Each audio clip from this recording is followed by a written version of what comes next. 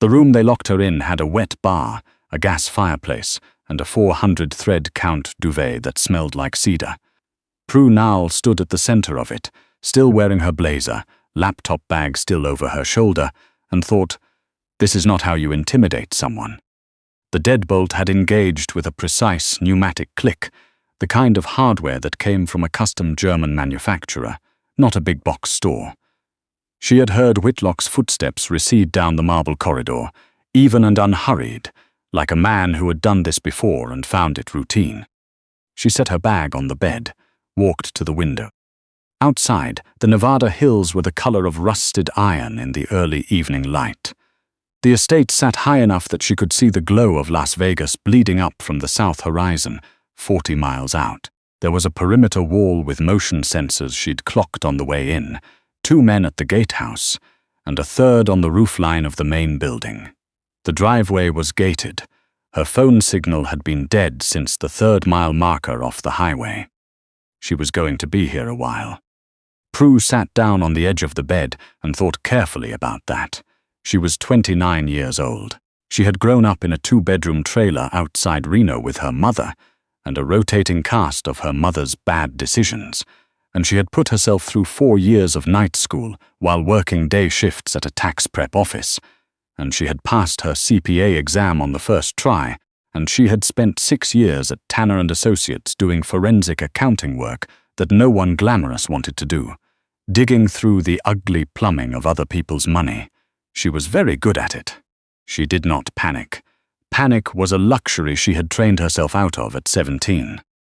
She was also, as of 48 hours ago, the woman who had formally documented that Whitlock Industries' subsidiary network was a shell architecture built to launder approximately $60 million annually through a series of ghost vendor accounts and falsified logistics invoices.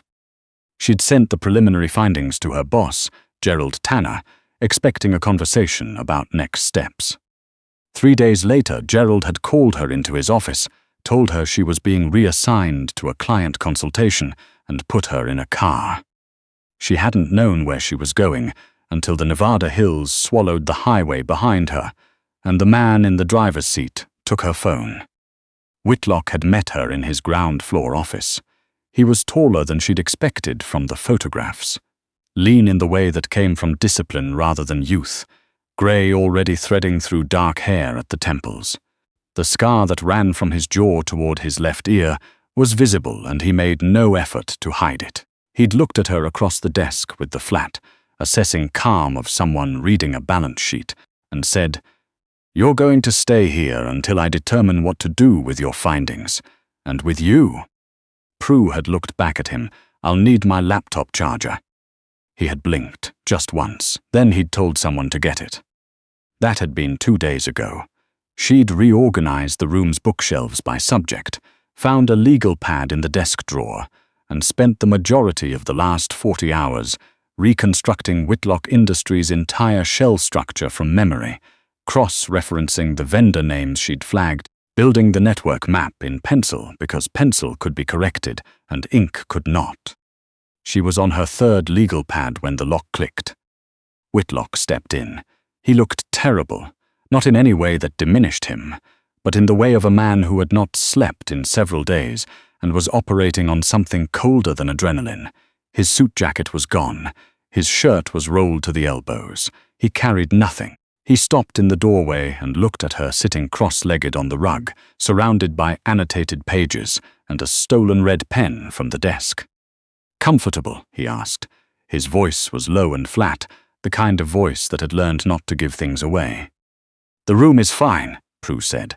She did not scramble up. She did not adopt any of the postures that people adopted when a man like Whitlock walked into a room. "I need access to the actual vendor files, not the versions Gerald sent me. The originals." Whitlock went very still. "The sanitized copies are missing 18 months of transaction data," she continued, tapping the legal pad with her pen. "The pattern I found is consistent enough that I can reconstruct the gaps, but I'd work faster with the source material. Also, your logistics subsidiary in Phoenix, the one registered under the name Corwell Freight, is actively bleeding money in a way that has nothing to do with your primary operation. Someone is skimming, has been for at least 2 years. The silence between them stretched out long enough that she could hear the wind against the reinforced glass. "You're locked in my house," Whitlock said, with a careful precision that suggested he was working very hard to sound calm. "You have been here for 2 days. You have not asked me to let you go. You have not asked to call anyone. You are sitting on my floor doing my accounting." "Your accounting has a significant problem," Prue said. "It would be wasteful not to fix it." He looked at her for a long moment. Something shifted behind his eyes. Not warmth, nothing so available as warmth. More like the recalibration of a very precise instrument. He left without another word, the bolt engaged behind him. But the next morning, he came back with a hardwired laptop and a sealed box of files. He pulled a chair to the desk without asking. She moved her legal pads to make room. For 3 hours they worked in near silence, her pulling the threads, him filling in the operational context she was missing, not telling her what she shouldn't know, but telling her enough to make the picture coherent. She could smell coffee on him, and underneath that, the cold desert air from wherever he'd been before this room. She found the name the same way she found everything, by following the money to its source. "Corwell Freight," she said without inflection. "The vendor authorizations are signed by one person consistently, going back 26 months. She turned the laptop toward him. "Do you recognize the signature?" Whitlock leaned forward to look at the screen. His shoulder nearly touched hers. He went absolutely still. The name on the screen was Barton, his CFO, a man she'd found a photograph of in the company's archived press materials, standing beside a younger version of Whitlock at the opening of their first legitimate office. Both of them squinting into the camera with the awkward formality of men who had not yet learned how to perform success. 15 years, Whitlock said quietly. Prue said nothing. She'd learned that some facts required space around them. He stood up. He walked to the door. He stopped there, one hand on the frame, his back to her.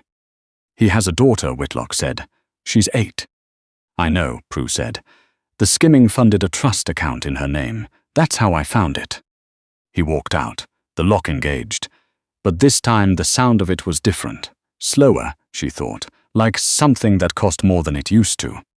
For 2 days she heard nothing from him, but she could feel the compound changing, the patrols tighter, conversations that stopped when they passed the corridor outside her room, a tension in the air that had texture to it, like weather building. She worked through what files she had and waited. At 1 in the morning on the 3rd night, she heard the gunshots. They were distant, then less distant. Then the power in the east wing flickered and steadied, and she sat up in bed and listened to the kind of silence that preceded worse things. She thought about the legal pads on the desk, the numbers she'd built from nothing, the complete picture of a financial operation that existed nowhere else in this form. She thought about the fact that she still wasn't afraid. That was the detail she couldn't quite account for in herself. At 3:15, the bolt slid back. Whitlock came through the door and stopped. His left arm was pressed against his side, his right hand braced against the doorframe. His shirt was dark on the left from shoulder to hip. He looked at her with eyes that were focused but barely landing, the particular kind of focus that was a symptom rather than a condition. He made it to the armchair by the window. He sat down heavily, and his head fell back against the cushion. Prue was already in the bathroom. The trauma kit was under the sink. Of course it was. She'd clocked it on day 1. She brought it to the armchair, pulled the side lamp closer, and knelt beside him. "Don't apologize," she said before he could speak. "Just tell me where it entered, and whether you think it's still in there." Gray said, his voice scraped thin, along the ribs. "Went through. I don't think." He stopped, breathed. "I don't think it caught anything vital." "Hold still." She cut the shirt away with the trauma shears. His torso was a document of his history, old scars layered over older ones, the kind of map that took decades to accumulate. The new wound was raw and ugly along his left ribs, bleeding but clean through. She irrigated it, and he went rigid but silent, his jaw locked, his right hand gripping the arm of the chair until the wood creaked. "Barton," he said, to give himself something to push against. "I know." He cleared out 4 of the key men on the night rotation first. I didn't see it until they had already. He stopped, started again. "The men I trusted are either dead or running. The ones left, I don't know who they answer to anymore." "I know," she said again. He turned his head to look at her. "You keep saying that." "Because you keep telling me things I already found in the files." She threaded the needle. "Look at me, not at what I'm doing. Look at my face." He looked at her face. His eyes were dark and fever-edged, and something in them was stripped of every layer that usually insulated him from the world. "Why aren't you screaming?" he asked. It came out quiet, genuinely bewildered. "I locked you in a room. You watched me get shot. You are currently sewing me together in the middle of the night. You should be screaming." Prue pushed the needle through his skin and felt him tense against it and kept her eyes on hers and said, "I've been screaming on the inside since I was about 14. I got tired of it." He held her gaze through the next 3 stitches and did not look away. When she finished, she taped the gauze over the wound and sat back on her heels and looked at him. He was grey and sweating, and the kind of exhausted that went past the body into something structural, like a building with its load-bearing walls failing. "The gate," he said, looking toward the window, the Nevada dark pressed flat against the glass. "It's open. Barton's people cleared out when they thought I was you could walk to the highway. It's 40 miles, but there's traffic." Prue looked at the door. She thought about 40 miles of desert. She thought about no phone, no money, and the way the night air came down from the hills. She thought about Gerald Tanner sitting in his comfortable office in Reno, who had put her in a car and sent her here, and who would not answer when she called. She looked back at Whitlock. "Your fever is going to spike by morning," she said. "If you sleep wrong, you'll reopen the stitches, and you need antibiotics. That's not a reason to stay." "I know," she said. She stood up. She walked to the door. She stood there for a long moment, her hand on the frame looking out into the empty corridor. Then she reached for the lock and engaged it from the inside. She went back to the bathroom to wash the blood off her hands. In the armchair, Whitlock watched her with an expression she'd never seen on a human face. The look of a man who had built his entire life on calculating every possible variable and had just encountered one he hadn't accounted for. By morning, Tuck had arrived. Tuck was built like a warehouse and smelled like gun oil, and had the kind of face that had been arranged by violence into something that no longer communicated expressions. He was Whitlock's most reliable lieutenant, and he took one look at Prue and dismissed her entirely, turning to the man propped against the pillows. "I need to move you to the secondary location," Tuck said. "The estate is blown. We don't know who else." "He's not moving," Prue said from the desk. Tuck turned, looked at her the way men like Tuck looked at things they considered irrelevant. "I'm sorry, who exactly are you?" "She runs the compound until I'm on my feet," Whitlock said. His voice was thin but clear. "You run everything through her." The look on Tuck's face was a detailed portrait of professional suffering. "With respect, boss." "She stitched my ribs closed at 3 in the morning and locked the door from the inside when she could have walked out," Whitlock said. "That earns a title. Do what she says, Tuck." There was a phone call from Orrin Chalice that afternoon. Chalice distributed across the northern Nevada corridor, and had apparently decided that the compound's disruption was an opportunity to renegotiate his terms upward. He called expecting Whitlock's voice. He got Prue's. "Mr. Chalice," she said, "I've been reviewing the distribution contracts. You're currently operating on a margin of about 16% after your overhead costs. That's on the low end, but it's stable." She paused. "I also have your corporate filing records from the last 4 years, including 2 rounds of SEC scrutiny that didn't go anywhere because someone buried the documentation. I know who buried it, and I know what it cost." A long silence on the line. Your current terms are very reasonable, she continued. I'd encourage you to keep them. Is there anything else? Chalice kept his current terms. When she set the phone down, Whitlock was watching her from the bed with an expression that had moved past bewilderment into something more complicated. You already had that on him, he said. I had it on everyone, she said. I audited the entire network, Whitlock. I know where every dollar went and who signed for it and what it was actually buying. She turned back to the laptop. That's what Gerald sent me here to bury, except he sent the wrong person. The quiet that followed had a different texture than the silences before, less guarded, like a room after a window is opened for the first time. She had work to do. She did it. They came at dawn. 2 of them, Barton's last attempt. The kind of men who were too committed to stop, even after the cause was lost. She heard the first shot in the hallway, distant enough that it had already happened, and she was on her feet before the echo settled. Whitlock was pushing himself upright in the bed. Don't, she said. She walked to the desk, the handgun he'd left there the night before. She'd seen him set it down. She saw everything, was exactly where he'd left it. She picked it up and positioned herself between the door and the bed and held it with both hands and waited. She was from Reno. She knew how guns worked. She'd learned that at 15, in the flat, practical way you learned things when you grew up in a place where the nearest police were 30 minutes out on a good day. The door came off its hinges in a splintering crash. The first man tracked the room wrong, looked at the bed first, at Whitlock trying to get up. Whitlock fired once from the mattress. The man went down.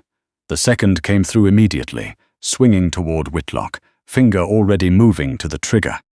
Prue fired. Center mass, the way you were supposed to.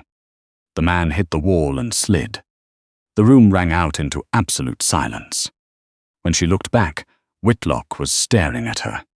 You knew how to do that, he said. I told you, she said. Reno. She set the gun down on the desk. Her hands were steady. She didn't understand that about herself, but she accepted it. Don't move. You've torn at least 1 stitch. He looked at her for a long moment.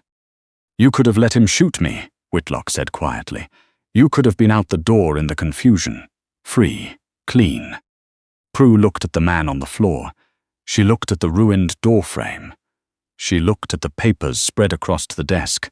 The forensic reconstruction of an empire she understood better than anyone alive, including its owner. I have about 40 hours of work left before the financial structure is fully stabilized, she said. I'm not leaving in the middle of a project. He almost made a sound that might, in a different man, have been a laugh.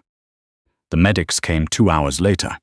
They resutured Whitlock's side and administered antibiotics and told him he needed 2 weeks of bed rest, and then looked at his face and rephrased it to 1 week, and then looked again and settled.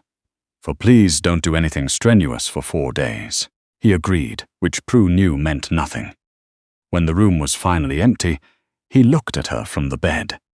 You should go, he said. I mean it this time. Tuck will drive you wherever you want. I'll transfer money. Enough that Gerald Tanner never matters again. You've done more than anyone had any right to expect. You can walk out of here with clean hands. She looked at him. She thought about clean hands. She thought about the man she'd shot and the stitches she'd sewn and the 40-odd hours of financial reconstruction sitting on the desk, and the way it had felt, the awful, clarifying way it had felt, to finally be inside something instead of auditing it from the outside. Is that what you want? She asked. He didn't answer right away, which was the answer. You need someone who actually understands the books, she said. Not another Barton. Someone who can't be bought because they already know everything and they're still here anyway. She paused. That's a very specific kind of person to find. That's not a reason to stay. It's the reason I'm offering you. He reached out, slowly. He wrapped his hand around her wrist and held it, his thumb resting against her pulse, not pulling her closer, just anchoring, the way someone held onto something solid when the ground was unreliable. Why didn't you run? He asked. The question came out quiet and stripped of everything performative. The highway. The chaos at dawn.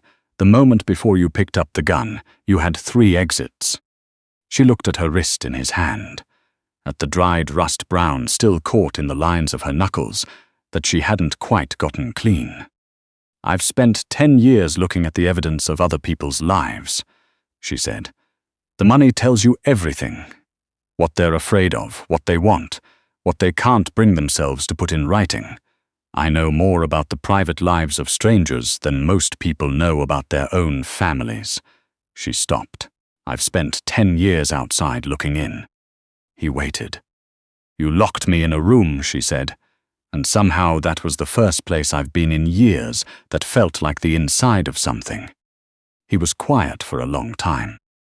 "The CFO position is open," he said finally. His voice was dry, careful, offering her the understatement as a kind of shelter. "I know," she said. "I've already started the restructuring." He looked at her. The way he looked at her had changed since that first night in his office. Same eyes, same calculation. But the calculation had taken on something new. She was a variable he had not anticipated and had not yet fully solved, and she understood that he was not a man who tolerated unsolved variables well, and that's it, this one he was choosing not to close. He brought her hand up and pressed his mouth to her knuckles. "Once. Brief and deliberate, the way you signed something you meant." She didn't pull away. Outside, the Nevada hills were going pale gold in the early light. Somewhere below, Tuck was managing the aftermath. Barton was no longer a problem in the way that problems like Barton stopped being problems. The gate was closed. The perimeter was holding. Prue Nall, who had grown up with nothing and been given less, who had built every credential she owned from scratch in rooms no one watched, who had been sold to a dangerous man by a coward who thought she was expendable, sat on the edge of a bed in a room she had locked from the inside and understood, with the cold and absolute precision she brought to every number that had ever mattered, that the ledger had finally balanced. She wasn't a captive, she was a controlling interest. And she intended to keep it.